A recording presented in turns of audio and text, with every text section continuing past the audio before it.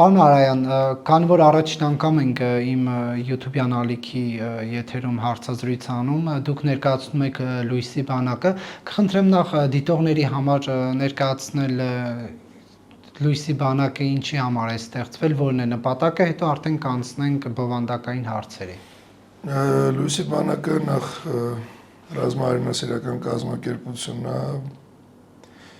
Լույսի բանակը կազմված է հայրենասեր անհատներից ու խմբերից, ինչպես վիրտուալ աշխարհում, որովհետև Սփյուռքից էլ ներգրաված մարդիկ ունենք, այնպես էլ Հայաստանից։ Աշխարհի բոլոր մայրցամաքներում ունենք գրասենյակ, Երևանի գլխավոր գրասենյակը ներառել։ Հիմնվել է բացառապես միլիտարիստական հիմունքներով, որովհետև իմ անձնական համոզմունքն է ու դա փաստ է, որ մենք երբեք ինչպես մեր թշնամու մոտ է հարձակողական միտում, մեր մոտ այդ դեպքում ազատագրականն է։ Մենք դրան այդքան էլ տեղ չենք տալի, մենակ պաշտպանվել։ Ինչի իմ սրտով չի։ Ու փառք Աստծո, Լույսի բանակը հիմնելուն պես ես հասկացա, որ այդ մտքի ու գաղափարի կրողը մենակ ես չեմ։ Հակառակ դեպքում Լույսի բանակը այսօր չէ լինի այդքան անդամներով լի, ոնց որ կա այսօր։ Նպատակը հետևելն է, անունն էլ իզուր չի, ես այդ ամեն ինչին կոչում եմ խավար, նույնիսկ եթե դու հարձակողական պատերազմների դեմ ես, դու մենակ պաշտպանողականի վրա ես, ու բացի ամեն ինչ այսօրվա համակարգը նաև կործանում է թե մեր կրթությունը, թե ցանկացած բան, ինչը բնորոշում է հայի, այսօր ոտնահարվում է, ինչ է դա, եթե ոչ խավար, ու սա ոչ թե փոխաբերական, բառացի ես տենց էլ տենում եմ, այսինքն լույս է պետք մեր ժողովրդին, ինչպես իր ժամանակին Վազգեն Սարգսյանը ասեց, պետք չի բողոքել խավարից, այլ պետք է վառել ամեն մեկ իր մոմը, որ վառի, Հայաստանը կկորի լույսերի մեջ։ Հիմա տեսեք, դուք ասում եք այդ պաշտպանողվելուն, պաշտպանողական, դիրքերում, դիրքերից հանդես գալուն դեմ եք, ճիշտ չէ հասկացած ես։ Միայն պաշտպանողական։ Հա, հիմա իշխանության թեզն այն է, որ մենք զենք ենք ձեռք բերում պաշտպանելու համար, հայտարարում են, որ չունեն պահանջներ հարևան պետություններից, այդ թվում նաև Հայաստանի օկուպացված 200 կիլոմետր քառակուսի տարածքի ազատագրումը իրենք չեն պատկերացնում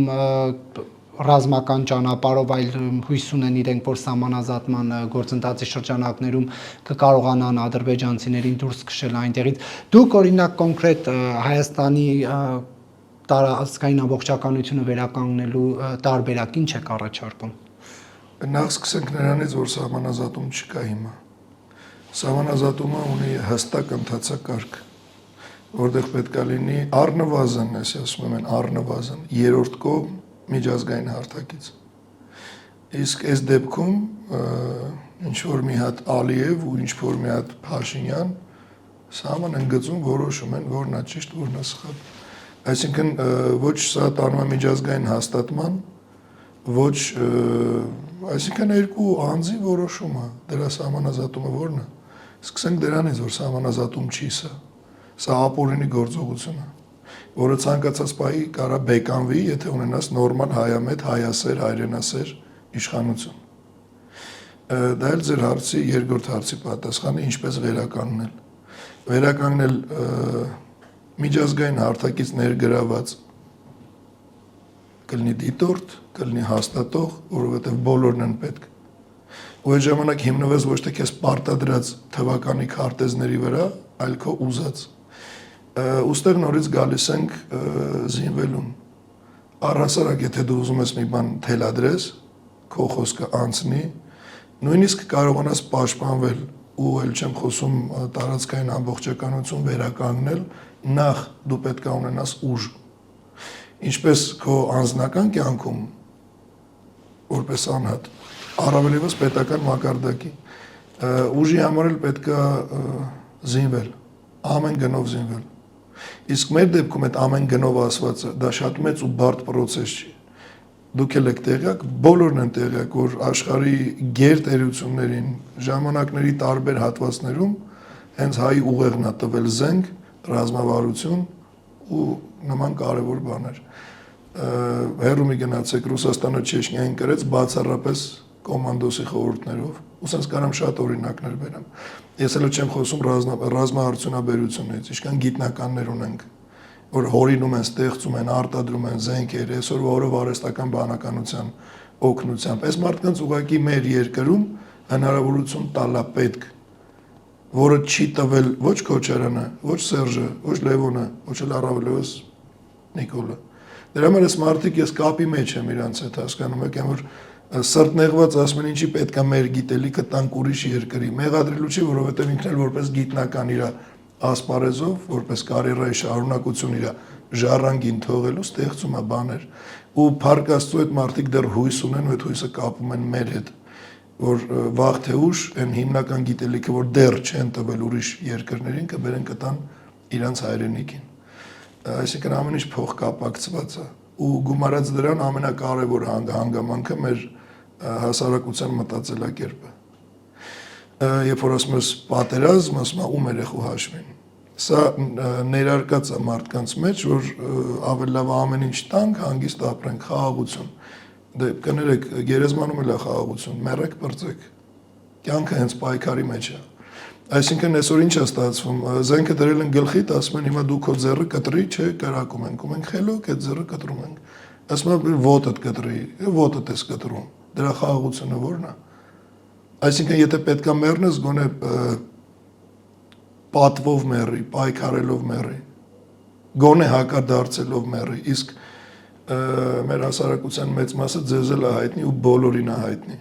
Մենք խաղաղություն ենք ուզում ու կապ չունի ինչ գնով։ Ես ասում եմ հակառակը, մենք էլ հաղթանակ ենք ուզում։ Մեր հաղթանակից հետո ես առաջինն եմ, ով կողմնակիցը խաղաղության։ Խաղաղության տերը պետքա լինես դու, ոչ թե թշնամին։ Բայց նաև ասում են այդ խաղաղությանը հասնելու համար փոխզիջումներ են պետք։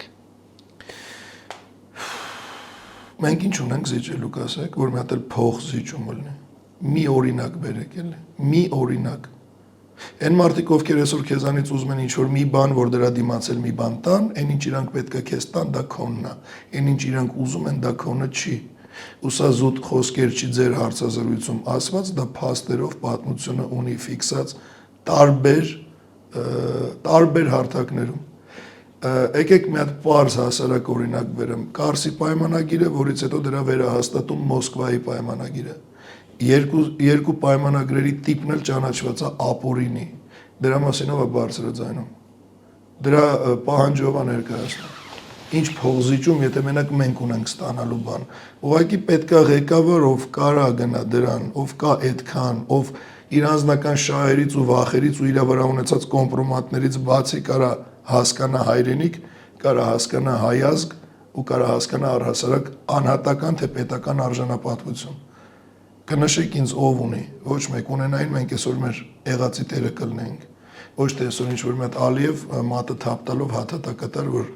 գիտեք ինչ կա, հայը պետք է խելոք մնա։ Ես դրա համար եմ միշտ ասում, ղեկավար ընտրելուց յուրաքանչյուրը պետք է իր մեջ մի հատ ոչ նա իր ծրագրին, ոչ նա իր մի հատ կարևոր հանգամանք կա։ Եթե դու ընտրում ես ղեկավար, մի պահ պատկերացրա քո տանեցիները, հարևանները, ընկերները, բոլորը ուն գիտես, իրա նման են, կուզես թե չէ։ Այսօր որ նորմալ առողջ մարդը կուզի, որ բոլոր իր հարազատները, տանեցիները, ընկերները լինեն Նիկոլ։ Ոչ մեկ։ Իսկ ուզես չուզես դու էդ ես, դու իրան ընտրել ես, չես, ինքը քո դեմքն է, դա փաստ է։ Այսօր մեզ նայում են անկախ նրանից դու Նիկոլի կողմնակից ես, իրան դեմ ես, ներողություն, թշնամի ես թե ինչ, ինքն է քո դեմքը, ուզես չուզես։ Այն որ Նիկոլին ուզում են փոխեն մեկ ուրիշով նայում են այ իրա նման, որ ասենք ղեկավարը լինի, լավ կլինի, պատկերացնում են, որ իրանց ընտրածի պես, եթե բոլորը եղան, դա ճիշտ է, լավ է, սիրուն է, թե չէ։ Իսկ մասը ամենակարևոր գրավականն է, էլի, ղեկավար ընտրելու։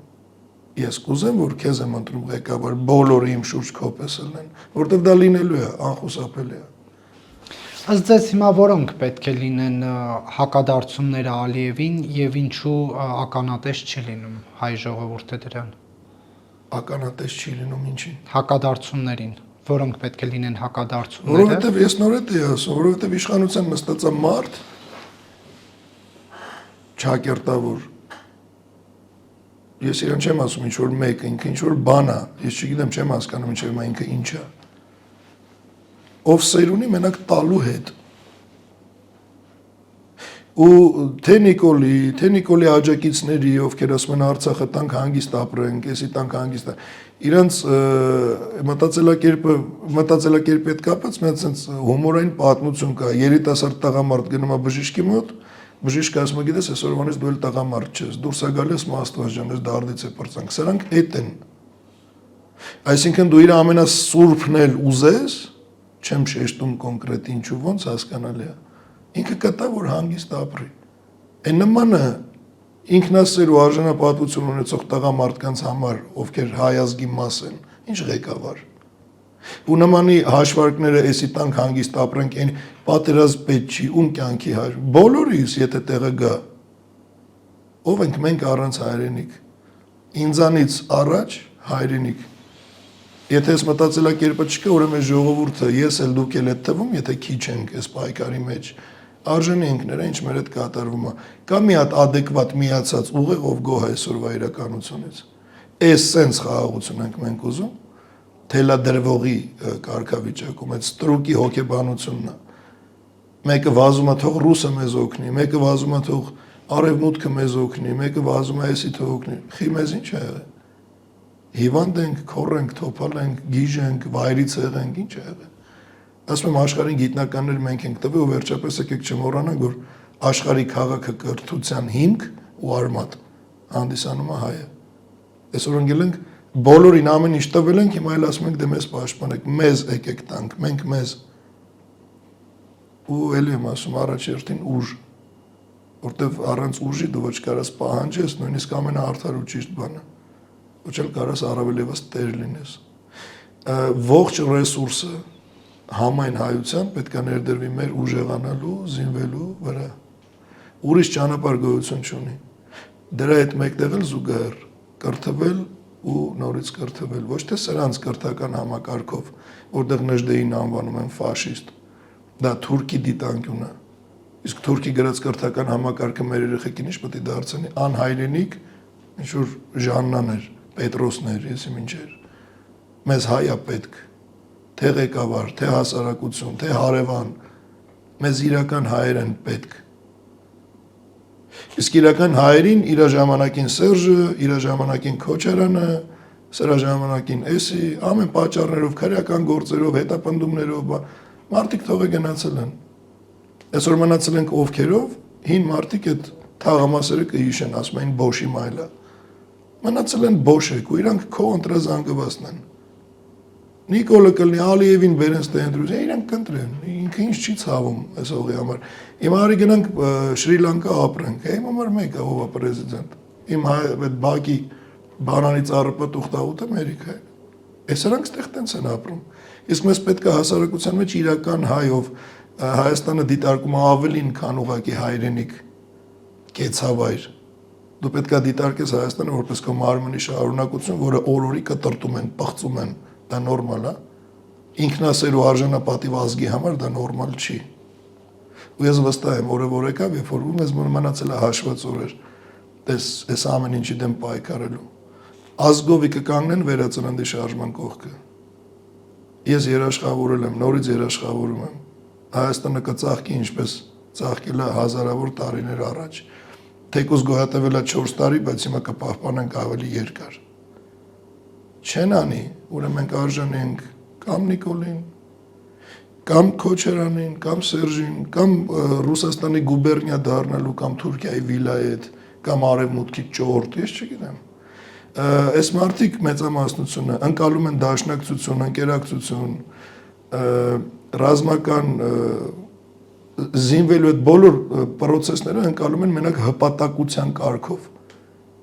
Գնանք պարկենք Ամերիկայի տակը, Ռուսաստանի տակը, սրան պապա ասենք, նրան չէ, կա սովորական ընկերություն աշխարհում լիքը երկրներ ուղղակի ընկերներ են, ռազմական դաշնակիցներ են։ Մեր հասարակության զգալի մասի մոտ դա հանած է։ Պետք է հպատակ լինես, որտեղ ինքը ստրուկ է, տենց է մտածում։ Ու ընտրում է իր նման ստրկամիտ ղեկավար։ Իմ գլխավոր ձգտումներից մեկն է հասարակության մեջ այս մտածելակերպը փոխվի,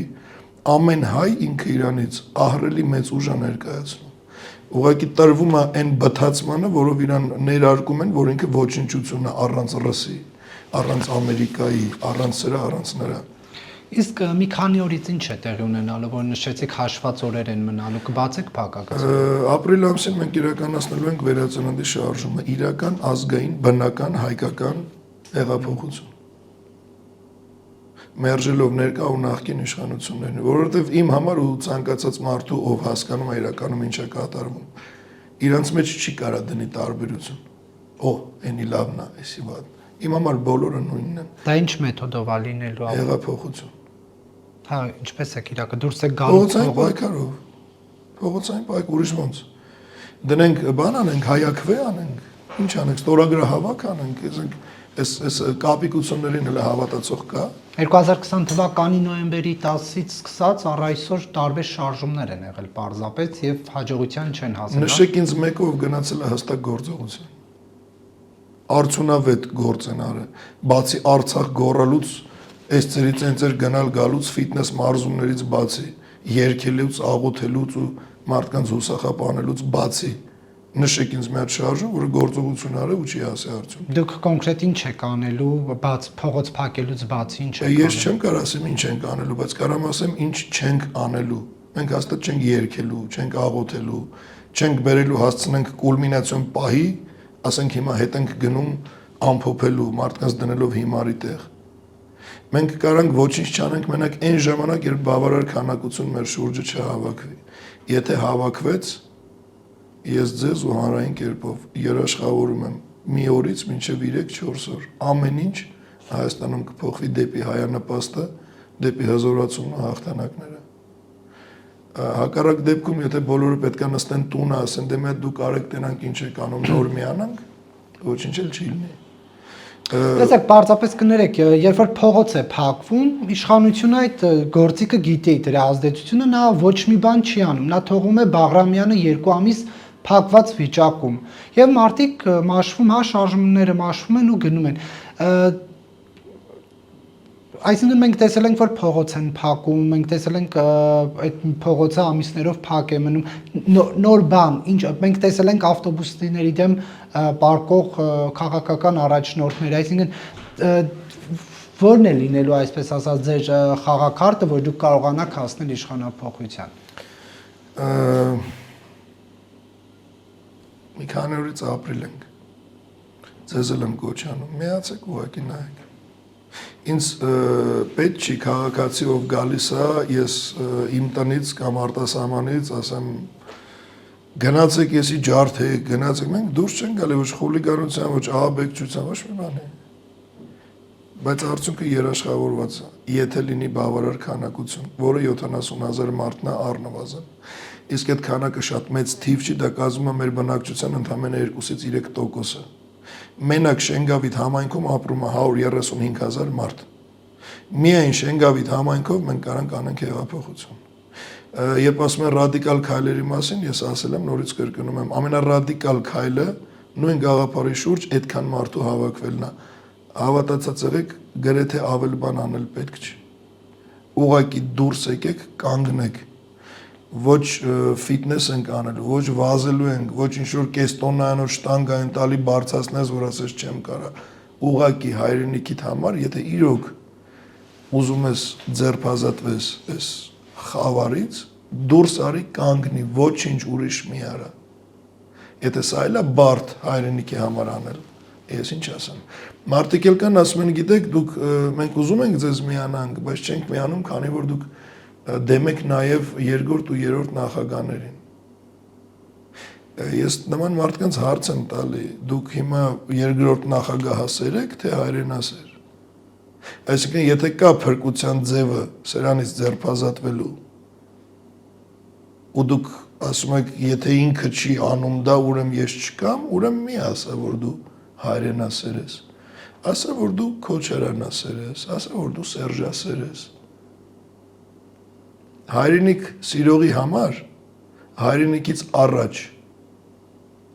վստահ եղեք, նույնիսկ իր ընտանիքը չի։ Ես ասում եմ ձեզ հաստատ, ուր մնաց որևէ քաղաքական գործիչ, Եթե ինքը չի, ուրեմն ինչ փրկի։ Ուրեմն Նիկոլը ձեռ է տալի։ Ուրեմն մի ասեք Նիկոլին դեմ եք, ուղղակի ասեք, որ ձեզ այն մարդն է պետք, ոչ թե էս։ Եթե ինի չի Նիկոլը լավ է, թողնա։ Ձեր գործողությունները միայն խաղաղ բնույթ են կրելու։ Մեզ ոնց դիմավորեն։ Մենք պատրաստ ենք։ Մենք դուրս ենք գալի բացառապես օրինական պահանջով։ Ներկա իշխանությունների հրաժարականը բացառելով նախկինների վերադարձը։ Ամբռնումով կմոտենան։ Մենք ոչ մի ավելորդ բանի չենք պատրաստվում։ Կգնա պրովոկացիա։ Ես հիմիկվանից զգուշացնեմ, թե ժողովրդին, թե ոստիկանությանը։ Հիմիկվանից ասեմ, ընթացքում նորից կկրկնեմ։ Հայտարարված է, հիմա նորից եմ հայտարարում, որ մենք չենք գնում ոստիկանների հետ կռվելու, ոստիկան վիրավորելու, ոստիկան խփելու, չգիտեմ ինչի։ Ոստիկանը նույն մեր հայ ազգի ներկայացուցիչն է, ում հետ ես, դուք ու բոլորս ունենք նույն սրբությունը, դա ցեղասպանության հիշատակն է, դա մեր հողերն է, ցանկացած ոստիկանի կամ տնից կամ հենց ինքը պատերազմի մասնակից է, բոլորս դողում ենք այդ սրբության վրա։ Ու այդ սրբության վրա դողացողը իմ թշնամին չի։ Ես չեմ գնում իր այդ կռիվ անելու։ Ու եթե հանկարծ մեզ միացածների մեջից ինչ որ մեկը քար կնետի ոստիկանի վրա, չգիտեմ, կհայհոյի կամ եսիմ ինչ, ես համ ժողովրդին եմ դիմում, ստեղ երևի կարելի է, որ տեղում վզից բռնեն այդ հակահայի վիժվածքին, պարավակատերին։ Ու հանձնեն ոստիկանությանը, ոստիկանությունն էլ տեղյակ լինի, որ դա մեզնից մեկը չի, թող տանեն ինչ ուզում են անեն։ Այսինքն ստեղ ես տեսնում եմ համագործակցության եզրեր, որ նման վիժվածքներին տեղում իսկույն չեզոքացնում ես այդ բանից։ Սա ուղղակի օգտվեցի առիթից նախապես ասեմ։ Իսկ ինչպես եք բացառելու այսպես կոչված նախկինների ներկայությունը ձեր այդ գործողություններին, որովհետև մենք հիմա տեսնում ենք միտեղ 30 հոգի հավաքվում են, դիմադիր падգամավորները գալիս են։ Օրինակ Լևոն Քոչարյանը գալիս է եւ դա լրատվամիջոցները ֆիքսում են ու միանգամից կապը ցույց են տալիս, որ շատ լավ հարց տվեցիք, լավ առիթ տալով դրա մասին էլ խոսալ։ Եթե դա արվեց, դա արվելու է միտումնավոր, որ տեսեք մենք իրանց հետ ենք ու հարամ են։ Այսքանից հետո խելացի մարդը կհասկանա, իմացավ, որ դա մեր կազմակերպածը չի։ Ու եթե ով էլ գա մեզ միանալու նախկին իշխանություններից, եթե իրանց հաճելի է իրանց ղեկավարի դեմքը խաչած նկարի տակ կանգնել, այդ հոգան կանգնեն։ Ես ինչ ասեմ։ Եթե իրանք գալիս են այդ նույն պայքը, իրանք էլ են իրանց ղեկավարի վրա խաչ քաշած, թող կկանգնի, եթե դա հաճելի է իրանց։ Իսկ այդ պաստառները չեն իջնելու ոչ մի րոպե։ Վերջապես մենք Նիկոլի գրպանի ընդդիմությունը չենք։ Մենք չունենք փող զիջման գնալու, զիջելու։ Սա ակցիա չի, հասկացեք։ Սա էլեկտրոէներգիայի թանկացման պայքար չի, պահանջ չի էժանացնելու, տրանսպորտ չի։ Սա մեր գոյատևման, մեր արժե համակարգի ազգային սրբությունների հարց է։ Իսկ դուք հաշվի առել եք այն, որ ներքաղաքական ցնցումներից կարող է թշնամին առիթավորվելու սահմանին ինչ որ գործընթացների գնալ։ Իսկ շատ կներեք, ներքաղաքական ցնցումների բացակայության դեպքում ընդհանրապես չի առիթավորում, խելոք նստած։ Մենք խաղաղ ժամանակում ավելի շատ զոհեր ենք տալի, քան պատերազմի ժամանակ։ Մենք խաղաղ ժամանակ առանց թեկուզ ներքաղաքական խժդուժությունների կամ ակցիաների կամ հեղափոխության փորձի ավելի շատ ենք նվաստանում տանել տալի թե դիվանագիտական, թե ցանկացած առումով մենք տանուլ տված վիճակում ենք սրանց պատճառով։ Ավելի վատ ինչ կարող լինի։ Առանց դրա էլ հիմա մենք դուրս գանք, թե դուրս չգանք, պատերազմը նորից պատերազմ չի էլ ավարտվել։ Սա տեսեք, ես ինչի եմ ասում, որ մենք դեռ հաղթելու ենք ու ես տեր եմ իմ ասածին, իրավասություններ ունենալու դեպքում, որովհետև պատերազմը չի ավարտվել։ Երբ որ պատերազմը ավարտվի, այդ ժամանակ երևա ով պարտվեց։ Ու ես ասեմ ավելին, ոչ թե պատերազմը միայն 20 թվականից չի ավարտվել։ Քանի որ առաջի Արցախյան պատերազմից հետո սրանք դեռ պատրաստվել են ադրբեջանցիները, իսկ մերոնք էշի ականջում քնած են եղել, սնել են իրենց բարեկամ հարազատներին, դառել են մարդը, չգիտեմ քանի միլիարդատեր, այն որ պետքա ներդրվեր դա երկրի զինվելու ուժեղանալու վրա։ Դա process էր, որը բերում էր դա ռևանշ չի, դա շարունակությունն է, այսինքն չի ավարտվել պատերազմը։ Ու այսօր թշնամիտ ինչ է ուզում, քո լրիվ վերացումը։ Այդ դեպքում մենք պետք է ուզենք ճիշտ նույնը, ու պատերազմը կավարտվի այն ժամանակ, երբ ինչ-որ մեկը վերանա։ Հիմա ոնց տեսնում ենք, մենք ուղիղ այդ ճանապարհը բռնած, պարզ ճակատով Նիկոլի հետ գնում ենք վերացման։ Կա այլ ընտրանք նախկինների հետ գնալ Ռուսի հպատակ դառնալու։ Դառնալ գուբերնիա իբր պաշտպանված լինելու համար։ Ես ասել եմ ու նորից եմ ասում, այն մարդիկ կան չէ, որ ասում են առանց Ռուսաստան կորացեք։ Ես միշտ հիշեցնում եմ Համիդյան ջարդերից, երբ գնում էր մշակութային ցեղասպանություն հայոց լեզվի, հայոց ազգային արժեքների, մինչև Եղիշե Չարենց, Վազգեն Սարգսյան, քանի տանուն տան։ Ռուսի հետ մենք ինչ ենք շահել երբևէ, բացի տուժ վնաս կրելուց, տարածք տալուց, Արևմտյան Հայաստանը չունենք Լենինի պատճառով, Նախիջևան չունենք Ստալինի պատճառով, այսինքն ինչքան բան թվարկեմ, ռուս բան խորհրդային աֆղանական պատերազմի ժամանակ տված 300,000 զոհերը, Սումգայիթը Գորբաչովի կազմը, ինչ ենք տեսել, Զատիկյանի խոսքերը նայեք, երբ որ ուղիղ ԽՍՀՄ-ի ժամանակ դատարանում ասաց, որ ձեր ջհուդա ռուսական իմպերիան այդքան չկայացած ոչ իրավական պետություն է։ Ինքը նույնիսկ որպես իրավական պետություն կայացած չի, բայց մեր գլխին չգիտես խի դառել է իմպերիա, որպես ինչ։ Այսինքն գնալով Ռուսաստանի կողմը, բռնելով նախկին իշխանությունների թևը, ուզես թե չուզես, հասկանաս թե չհասկանաս, դու ուրանում ես Գարեգին Նժդեյին, որտեղ հենց ռուսն է իրան ֆաշիստ որակավորում։ Դու ուրանում ես Զապել Եսայանին, դու ուրանում ես Ռուբեն Եսայանին, դու ուրանում ես բոլորին, ովքեր քո ազգի համար արած ունեն, արդյոք դա ազգային մտածելակերպ է։ Դրա համար ասում ենք, ոչ նախկին, ոչ ներկա չենք ուզում։ Էս էլ տանում է թրքացման, լինելով ռսահպատակ ցույց տալով հակառակը։ Ումա դրե հիմարի տեղ չգիտեմ իր կարճ խելքով, բայց ամեն դեպքում էս խաղն է հիմա։ Սրանից դուրս գալու մի ելք կա, դա ընտրությունների գնալը չի։ Ու այն ով փորձում է գնա ընտրությունների իբր Նիկոլից ձերբազատվի, ինքը դա անում է բացառապես երկու դեպքում, կամ տգետա չի հասկանում ինչ անում, կամ ավելի վատ հասկանալով է գնում դրան, որտեղ ինքը թքած ունի Հայաստանի շահերի վրա, իրականում իրան պետք է իր պաշտոնը։ Կա մի ելք, հեղափոխություն ապրելին, չեղավ երբեք էլ չի լինելու։ Սա վերջի ու եզակի շանսն է բոլորիս համար։ Դուք պատկերացնում եք Նիկոլ Փաշինյանի հրաժարական խորհրդարանում ըստ սահմանադրության վարչապետի հրաժարականի դեպքում դոր տեխնացու է առաջադրվելու։ Ինչ եք անելու, եթե խորհրդարանական ուժերի հետ համագործակցում եք, չեք համագործակցում, ում տեխնացությունն է առաջադրվելու, այս արդեն ունեք։ Կազմավորվելու է դրա մասին բարձր ձայնել եմ եւս մեկ անգամ ձեր ալիքի համար կասեմ, դրա համար կազմավորվելու է ժամանակավոր կառավարություն ընդամենը 6 ամսով մեր գլխավորությամբ մեր երաշխիքներով, որ հոկտեմբերին 6 ամիս անց կկայանան հիմնական ընտրություններ ու որտեղ յուրաքանչյուրը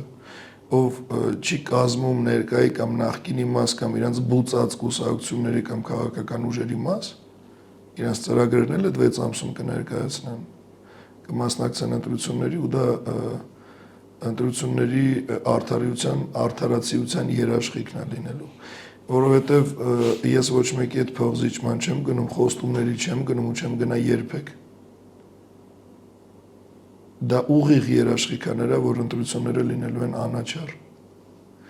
Մենք էլ մերը կդնենք մեր ծրագրով։ Ինչ եք անելու նոյեմբերի 9-ի հայտարարության տեքստի հետ։ Կոնկրետ որ կետի։ Եթե կոնկրետ հուզող կետ չկա, կարամ ընդհանուր պատասխան։ 1-ից մինչև 9-ը։ Եվ քանի որ հիմա Արցախը չկա եւ մյուս Արցախին առնչվող կետերի։ Ուրեմն ընդհանուր պատասխանեմ, յուրաքանչյուր պայմանագիր, յուրաքանչյուր հռչակագիր, յուրաքանչյուր ստորագրություն ու առասարակ բանավոր խոսքից մինչև փաստաթուղթ։ Այն ինչը ոչ միայն չի բխում իմ ազգի ու երկրի շահերից, այլև հակառակն է դրան ի վնաս։ դա պետքա չեղարկվի։ Բայց նոյեմբերի 9-ի փաստաթուղթը լավ թե վատ հրադադարի հաստատման բանն է, համաձայնությունը։ Լավ, մինչև փաստացի պատասխանելը ես հարց տամ, հրադադար որտեղ եք տանում։ Դե դրա համար ասում եմ լավ կամ թե վատ հրադադարի բանը։ Լավ իմացեք, այն ովքեր գալիս են մեր ու ադրբեջանցիների մեջտեղը որպես խաղաղապահ, մեզ չեն պահում ադրբեջանցուց, սա հստակ իմացեք։ Ադրբեջանցուն են պաշտպանում մեզանից։ Առաջի Արցախյան պատերազմը ձեզ վառ օրինակ, ով ասենք ծնունդով մի քիչ այդ պատերազմից հետո է ծնվել, ուղղակի Վասիլյանի խոսքերը թող դնեն նայեն, որ բառացի ասում է չլինի սովետական բանակը մենք մինչև Բաքու կգնանք։ Մեզ հերիքում է մեր պոտենցիալը, մենք կարանք ամեն ինչ իրականացնենք, մենք մեզնով, մեզ ուղղակի մնում է միայն իրար մեջ գտնել ավելի շատ նմանություն, քան տարբերություն, որ հասկանանք մենք մի մարմին ենք, նույնն ենք, նույն հայն ենք, նույն գենն է, նույն ցավով ենք տառապում, նույն ուրախությամբ ուրախանում ենք։ Կոնկրետ, բայց նոյեմբերի 9-ի փաստաթղթում դեռ կան կետեր, որոնց հետ շուրջ կա լուրջ քննարկումներ, մասնավորապես ճանապարհների ապաշրջափակման կետը եւ հիմա վեճ կա, ռուսները ֆիզիկապես պետք է այնտեղ լինել, թե չլինեն, դուք ընդհանուր ինչպես եք պատկերացնում, եթե ձեր ասած հեղափոխությունը տեղի է ունենում, դուք գալիս եք ժամանակավոր կառավարության ղեկավար, այդ 6 ամիսների ընթացքում այս հարցերին անդրադարձ չի լինելու, հետագայում եթե շարունակում եք լինել օրինակ Հայաստանի վարչապետ, ունեք դուք սցենար, թե ինչպես եք վարվելու ճանապարհների ապաշրջափակման այդ կետի հետ։ Նարեկ ջան, առանց դրա ես ուրեմ դուրս գալի փողոց։ Տեսեք, ես քիչ առաջ հպատակության մասին էի խոսում ու կոնկրետ Ռուսաստանի, ես այս ձեր հարցին նախապես ստացվեց նենց որ պատասխանել եմ։ Մենք այսօր ունենք համընկած շահեր ու շատ լուրջ։ Մի երկրի հետ, որին ինչ չի կուրորեն վստահում ու հավատում եմ, բայց ամեն դեպքում այս պայն ինքը կարա մեծ դեր խաղա, դա Իրանն է։ Կա Հնդկաստան, կա Չինաստան, լավ, մի քիչ թույլ, բայց կա նաև Հունաստան, կան արաբական երկրներ, որոնք մեզնից ոչ պակաս են ատում ու թշնամություն անում, միգուցե այլ մակարդակի վրա, բայց իրականում անում են այդ թշնամությունը, թե Թուրքիայի, թե Ադրբեջանի հետ։ Մենք միշտ կարանք Ռուսաստանի հետ այլևս երբեք հայը չի կարա հավասարի հետ անի ընկերություն, որովհետև Ռուսաստանի բազմաթիվ հաղորդումներ, որտեղ Հայաստանին անվանել են իրանց կինը, որտեղ ստորացրել են որպես մի հատ չգիտեմ, դա անցանք պետական մակարդակով էլ պետքա ունենանք արժանապատվություն։ Ինքնասիրությունը մենակ անձնական մակարդակի վրա չի, կա ազգային, կա պետական։ Դրա համար դրա լուծումները ի շահ մեզ միշտ կան ու կան, օգտվող չկա։ Նույն նոյեմբերի 9-ի պայմանագիրը կարելի է իրականացնել մեր ուզած ձևով, լիքը կետեր փոխելով, պետք է ասեք դա տանելու է պատերազմի, պետք է պատրաստ լինել, պետք է մի որոշ ժամանակ էլ, եթե կարիքը կա, ժամանակ ձգել, որովհետև այն ինչ սրանք թողելու են մեզ, իրանց այդ հակահայկական պայմանագրերը, իրանց այդ ներշնչած զինվորի բարոյահոգեբանական վիճակը իհարկե բոլորի վրա չի ազդել դա, բայց փաստ է։ Այս ամեն ինչը ուղղելու շտկելու համար ժամանակ է պետք։ Ու այդ ժամանակին աշխարհն էլ է աջակցելու, որովհետև դա հստակ կանոն է։ Դու չես գալի այսօր իշխանության ու վաղը ասում ես զինվեք գնացին կռվելու, դա հիմարություն է։ Ու ոչ էլ հակառակը, գալիս ես ինչ կա, այդ ամեն ինչը այն ինչ մակարդակի մատուցվում է մեզ իրականությունը, դրա տակը կան լիքը արմատներ, որոնք պետք է վերանայվի, շտկվի, հեռացվի, բուժվի ու սան շարունակ։ Ու ամեն ինչը, բոլորը մենակ ի նպաստ հայ ու Հայաստանի, որը նորից եմ ասում, սա չի անելու։ Սրանից առաջ եղածները չեն անելու ու չեն արել։ Իրանից առաջ եկածները նույնիսկ մի հատ բահով հող չեն լցրել ակնայում բլինդաժի վրա, որպեսզի գոնե այդ բլինդաժում քնածը սովորական մինամյոտի 120-անոց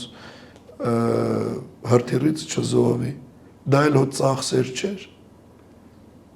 Ես ոնց վստահ եմ նախկին իշխանությանը։ Եթե նորից եմ ասում, ուղղակի բահը վերցնեն, հող լցնեին բլինդաժի վրա, այսօր մեր ունեցած զոհերից շատերը ողջ կլինեին։ Միգուցե վիրավոր, միգուցե, բայց ողջ կլինեին։ Չէ, շիֆերա, գնա քնի։ Ես ում վստահ եմ իմ սահմանը, իմ դուռը։ Ադրբեջանի տարածքային պահանջներ ներկայացնելու եք։ Միանշանակ։ Բացի այն Հայաստանի տարածքին 210 քառակուսի կիլոմետր Արցախի հետ կապված։ Դուք գիտեք, ես առհասարակ գոյություն ունեն փաստաթղթեր, որտեղ Ադրբեջանը կոչվում է վիրկաղվանք։ Ով ասել 1920 թվականի քարտեզով պետք է սահմանափակվես։ Ու նորից եմ ասում, սա միայն այն ժամանակ, որ ասում է դու այդքան լինես, իսկ այդքան լինելու համար պետք է հզորանալ, ուժեղանալ, գիտնականներից տալ հնարավորություն, բերել ստեղ նանոտեխնոլոգիաներից մինչև արհեստական բանականություն, մինչև 5-րդ սերնդի անօթաչու սարքեր եւ այլն։ Ուժը ցույց տաս ու ասես ոչ թե Ադրբեջանը, այլ վիրկաղվանք։ Ես քեզ փաստաթուղթ, ես էլ քեզ այս փաստաթղթի հետ չհամաձայնվելու դեպքում ուղիղ ճակատիդ ուղված զենք։ Հիմա նայ ոնց ես անում, ստորագրում ես, թե անցնում ենք վրովը դու գնում ենք մեր պատմական հողերին։ Ու նույնը թե աճ, թե ձախ, թե Թուրքիային նաև պետք է դա ասել։ Կարսի ու Մոսկվայի պայմանագիրը ինչի մասին է, ես հարցազրույցի սկզբից ասացի։ Դե հիմա իրենց արտգործ նախարարներն ասում են հիմա ժամանակներն այնպեսին չի, որ մենք անդրադառնանք այդ պայմանագրին։ Դա իրենց հիմար կարծիքն է։ Ուզես թե չուզես ֆիզիկապես մենք հարևան ենք։ Այսինքն ձեր իշխանության դեպքում ճիշտ եմ հասկանում, մենք տարածքային պահանջներ ենք ներկայացնելու Ադրբեջանին, Թուրքիային։ Սկզբի համար հա։ Ադրբեջանին ու Թուրքիային։ Իսկ ինչու Վրաստանից էլ չուզել։ Սկզբի համար Ադրբեջանին ու Թուրքիային։ Եվ մենք կարողանալու ենք 10 միլիոն են կողմից, 80 միլիոնից ավել են կողմից դիմակայել այս 3 միլիոն։ Նարեկ ջան, քանակը ընդհանրապես կապ չունի։ Պատմական մեզ վառ օրինակներ կան, նույն մեր Գարեգին Նժդեհը, նույն 300 սպարտանցիները, նույն մեր 44 օրյա պատերազմը։ Այդ հիմա ասում են 5-6-րդ սերնդի պատերազմ է Գարեգին Նժդեհի ժամանակ։ Նարեկ ջան, այդ ժամանակ միշտ, չնայած միշտ կարևոր չի կռվի ժամանակ ինչքան զինվոր ունես։ Կարևորը ամեն զինվորիդ մեջ ինչքան է այդ կռիվը։ Հասկանում եք։ Թող լինի 3 հոգի իրանց մեջ լինի ավելի շատ կռիվ, քան այդ կռվի ժամանակ թշնամին ունենա ավելի շատ զինվոր։ Մենք կհաղթենք։ Ու ստեղ ընդհանրապես կարևոր են, բայց Գարեգին Նժդեհի ժամանակ թուր էր, հիմա անօթաչու սարքեր են, հա, թռչող։ Դա պահպանելով պետքա քո մեջ կռիվը շատ լինի, ոչ թե կռվի ժամանակ դուք շատ լինեք։ Իմ համար քանակը ոչ մի բան է։ Պետքա հստակ պատրաստվածություն, դիսցիպլինա,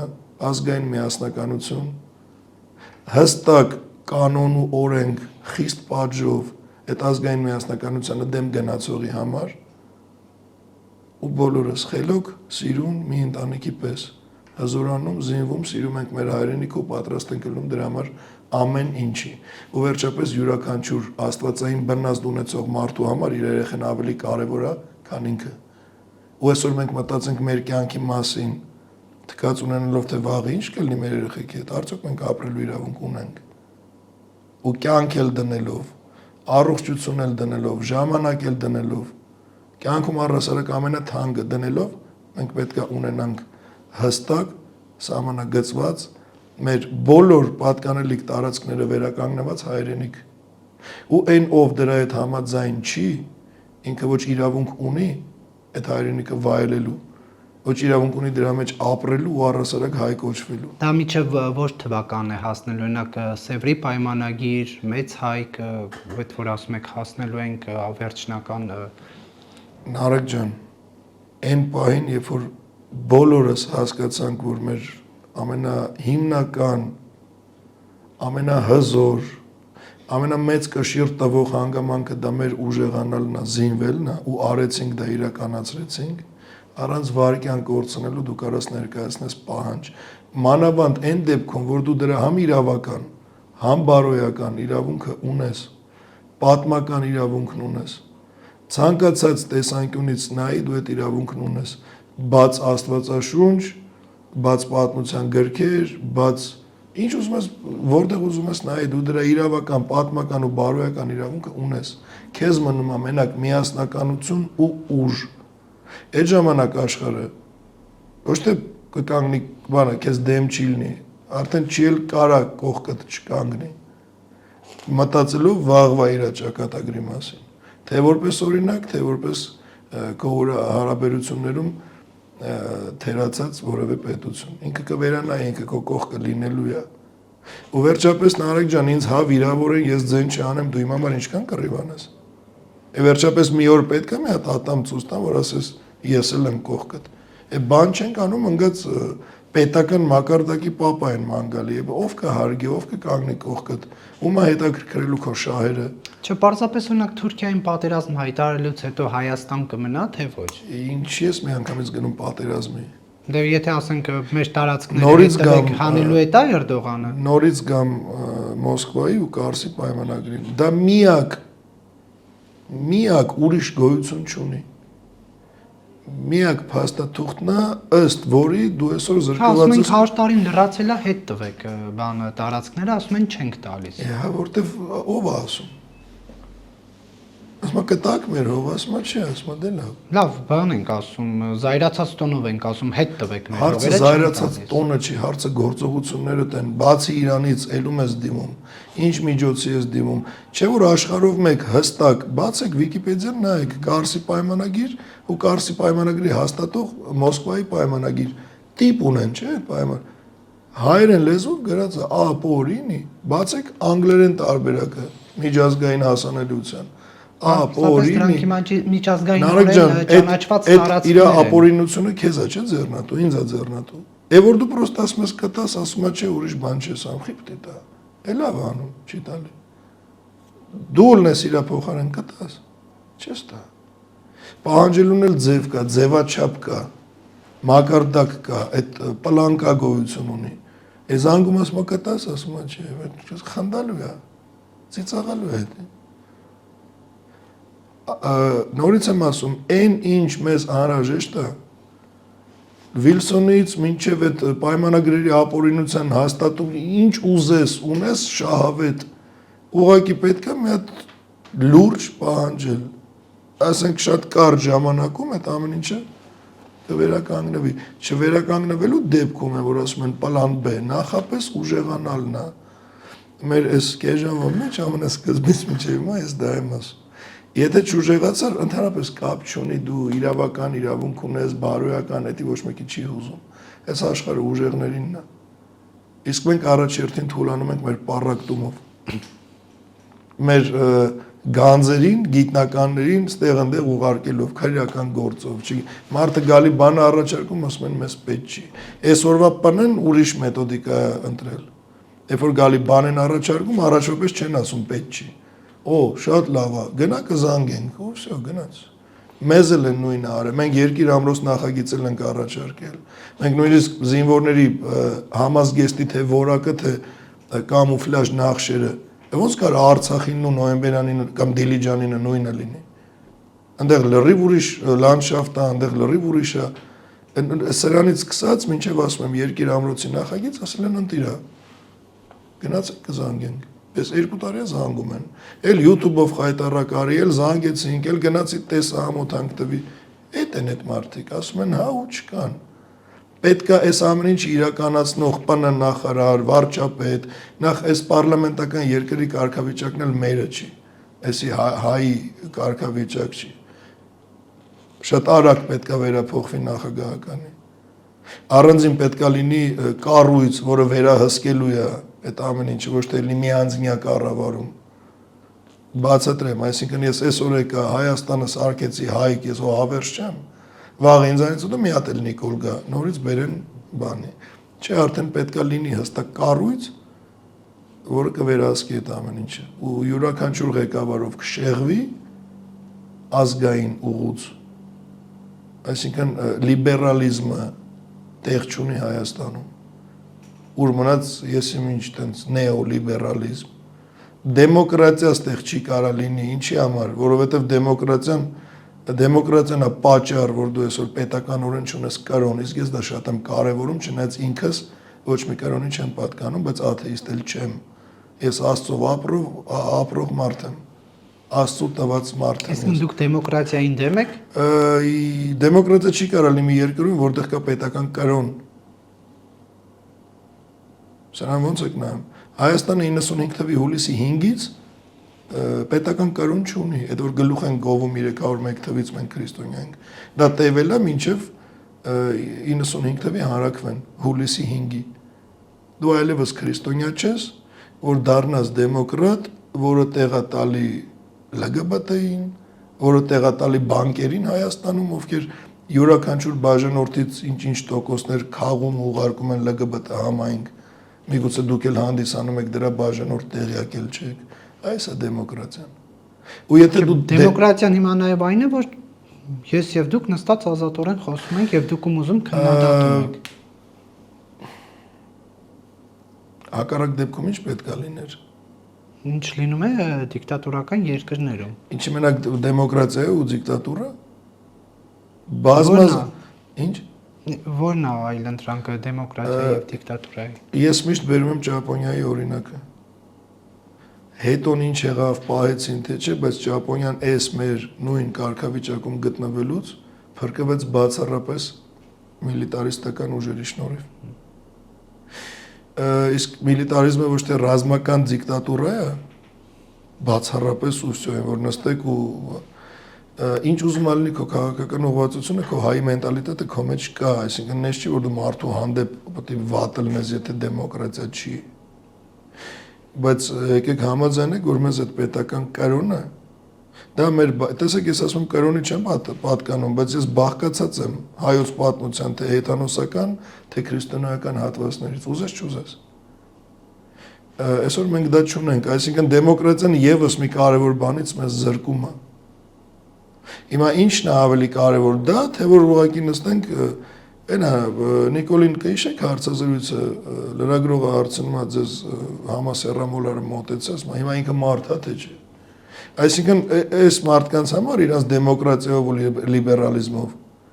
բացառապես ձեռու ոտուն ես մարդու նման ես հերիքա։ Համասեռամոլ ես, պեդոֆիլ ես, չգիտեմ, մարդակեր ես, մարդ ես։ Դա նորմալ է։ Ընտրազանգված ես։ Գնա ընտրում ուզ, դա նորմալ է։ Դա նորմալ չի։ Ու վերջապես մինչև 95 թիվը մենք ինչ ենք եղել քաղաքական ուղղվածության առումով։ Գոյատևել ենք, ապրել ենք, կայինք ու կարայինք հնարավորությունը օգտագործեինք ազգայինը զարգացնելու, ազգային արժեքները ամրապնդելու, կրթական համակարգը փոխելու, զինվելու, ինչ ենք արել։ Այսինքն ինչ կապ ունի քաղաքական ուղղվածությունը։ Ջունգլիներում, երբ որ ցեղը զարգանում դառնում է քաղաքակրթություն, ինչ քաղաքական ուղղվածությունով է դա անում, որ դիպլոմով, որ չգիտեմ ինչով։ Կարևորը ուղղակի մարդ լինես, մեր դեպքում հայ մարդ։ Ես կարամ ամեն ինչին քաղաքականացված պատասխանեմ, ես ուղղակի ուզում եմ մեր հասարակության հետ, ով քաղաքականորեն այդքան էլ կրթված չի, անես չխոսան, որ նայելուց դանթեն տենց է չհասկանան ինչ ասի։ Ես խոսում եմ մաքսիմալ պարզ լեզվով։ Եթե մեր ելներ օրինակ քաղաքական դեբատ, ես լրիվ այլ հարթակի բառապաշարով հիմա ես գիտեմ, մեզ ուղղակի YouTube-ում նայելու է հասարակ շարքային քաղաքացին։ Ես ուզում եմ այդ մարդու համար պարզ լինի, որ հայ էությունը, որը բաղկացած է նաև իր կրոնից պատմական, պետք է վերականգնվի, որին խանգարում է դեմոկրատիան։ Ամեն մարդ չի, որ մարդ է, իսկ այդ հասկացողությունը խանգարում է լիբերալիզմը։ Այսինքն պետական դավաճանն էլ է մարդ է, չէ՞։ Տենց է դա մատուցվում։ Մարդակերն էլ է, բոլորը մարդ են, մարդ է, չէ՞։ Վсё, Նիկոլի պատասխանն է։ Ես նես չեմ նայում, ամեն մարդ չի, որ մարդ է։ Հիմա ազգովի որ մտքի կողմնակից կլինենք, դա էլ թող գա դառնա մեր իրականություն, ուրեմն մենք դրան էլ արժանի ենք։ Մեծամասնությունը իմ ասածին դեմ է, ուրեմն սխալը ես եմ, թող վայելեն ինչ ունեն։ Կողմը, թող կանգնեն կողքս, դա իրականացնենք։ Շնորհակալություն հարցազրույցի համար։ Ես եմ շնորհակալ, Նարեկ։